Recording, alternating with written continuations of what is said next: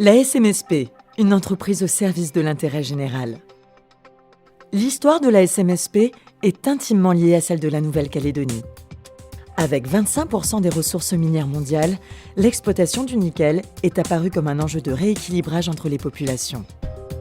Suite aux accords de Matignon, la SMSP est rachetée en 1990 par la province Nord via la Sophie Nord et devient alors le fer de lance de l'intégration des populations kanaks qui accèdent au contrôle et à l'exploitation de la ressource minière.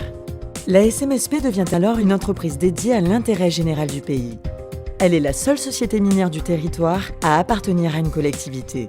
Son objectif sera de prendre en charge le développement des infrastructures et donc la prospérité du pays. Pourtant, après plusieurs années d'exploitation, le constat est sans appel. Les bénéfices générés par la seule exploitation minière sont insuffisants. En prenant exemple sur le modèle industriel du Japon, principal client des producteurs miniers calédoniens, la SMSP comprend que mieux valoriser notre ressource est un point fondamental pour l'avenir. Au nom de cet intérêt commun, elle doit disposer de sa propre usine.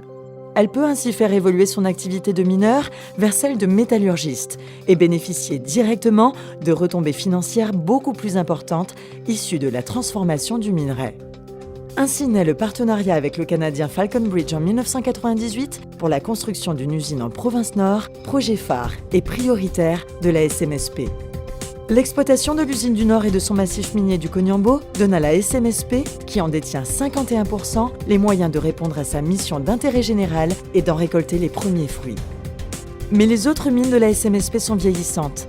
Le minerai de faible teneur qu'on y exploite ne répond plus aux exigences de qualité des clients japonais. Face à cette situation, la SMSP noue alors un partenariat avec le coréen POSCO pour la construction d'une usine en Corée du Sud, dont elle détient aussi 51%. Ainsi, le minerai à faible teneur, inexploitable localement, peut y être traité et dégage une valeur ajoutée beaucoup plus importante.